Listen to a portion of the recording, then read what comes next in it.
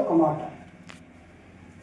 మా చేతుల్లో డబ్బు, ధనం, వెండి, బంగారం ఏది కూడా లేదు.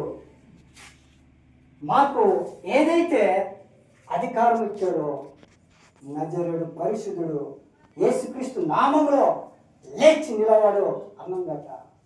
ఆ పుట్టుకతో పుట్టివాడు ఏమైపోయాడు? లేచి నడిచాడు. అంటే మనం అందరూ కూడా మన పరిస్థితిని బట్టి దేవుని కార్యాన్ని మనము ఎదురు చూడాలి. ఆ పుట్టుకతో పుట్టివాడు దేవుని దాసుల మాట ప్రకారము దేవుని మాటని ఆయన విని, ఇది నాకు అసలు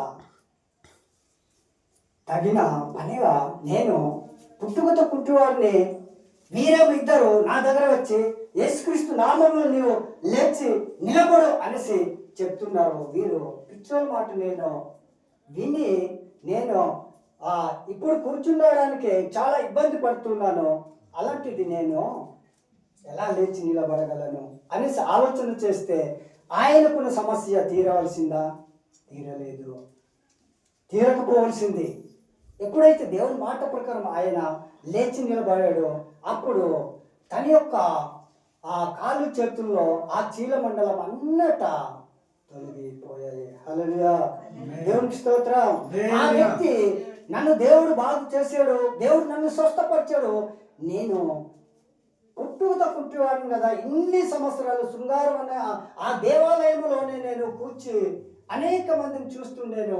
ఈ రోజు నుండి నాకు మంచి కాళ్ళు చేతులు వచ్చింది కదా, నేను ప్రపంచం ఒకసారి చూసి వచ్చేస్తాను అనేసి అనుకోలేదు. ఆయనట దేవుడు ఒక దాసుల వెనుకలట ఆయన పాటలు పాడుతట దేవుణ్ణి ఏమి చేస్తున్నాడట, ఆయన కూడా స్తుతిస్తూ ఉన్నాడట. దేవుని చేసిన గొప్ప కార్యాన్ని బట్టి ఆయన కూడా దేవుణ్ణి అట ఏం చేస్తున్నాడు? కృతజ్ఞత భావం కలిగి వారొక్క వెనుకలో ఆయన కూడా ప్రభువుని స్తుతిస్తున్నాడట. ఇప్పుడు గమనించండి, ఈమె చేసింది, ఎప్పుడైతే ఈమె చక్కగా నిలబడగలిగిందో అప్పుడు ప్రభువుని మహింపరుస్తుందట. ప్రభువా, 18 సంవత్సరాల నుండి నేను నడుము వంగిపోయే ఇబ్బందులతో ఉన్నప్పుడు ఈ దినం నన్ను బాగు చేసేవయ్యా, అందుని బట్టి నీకు నా కృతజ్ఞతలు చెల్లిస్తూ ఉన్నాను అనేసుకొని ఈమె చేస్తుంది. మన అందరి జీవితంలో కూడా, మీ జీవితంలో కూడా మానసికంగా నీవు ఇబ్బంది అయిన తర్వాత దేవుడు నిన్ను బాగు చేసినప్పుడు, నీవు ఆర్థికంగా అప్పుల సమస్యలతో కృంగిపోయిన ఆ తర్వాత దేవుడు నిన్ను ఆశీర్వదించిన తర్వాత నీవు కూడా ఈమె చేస్తున్నట్లు, ప్రభువా నాకు అప్పుల సమస్యల నుండి నన్ను విడిపించినందుకే కృతజ్ఞతలు చెల్లిస్తూ ఉన్నాను. ప్రభువుని మహిమపరచాలి. ఎప్పుడు కూడా ప్రభు నామానికి మహిమకరంగా నువ్వు నేను కూడా జీవించడానికి ఇష్టపడాలి. హల్లెలూయా, దేవుని స్తోత్రం. ప్రియులారా, ఎప్పుడు కూడా దేవుని కార్యము కొరకు మనము ఎదురు చూడాలి. ఎప్పుడైనా సరే దేవుడు నీ సమస్యని పరిష్కారం చేసేవాడే దేవుడు.